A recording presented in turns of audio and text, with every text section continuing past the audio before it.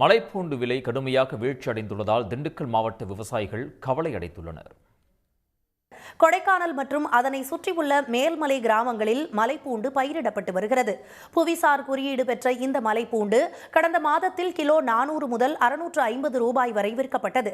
இந்நிலையில் தற்போது மலைப்பூண்டின் விலை கிலோ 80 முதல் 100 ரூபாய் வரை என குறைந்துள்ளது.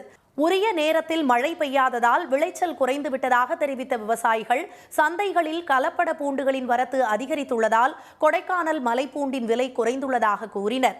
விதைப்பூண்டு, நடவு, பராமரிப்பு ஆகியவற்றிற்கு ஆகும் செலவை கூட எடுக்க முடியாத நிலை தற்போது உருவாகியுள்ளதாக அவர்கள் தெரிவித்தனர். கொடைக்கானல் மலையில விளையிற பூண்டு அவ்வளவும் வடுகட்டி பார்க்கெட் தான் போகுது.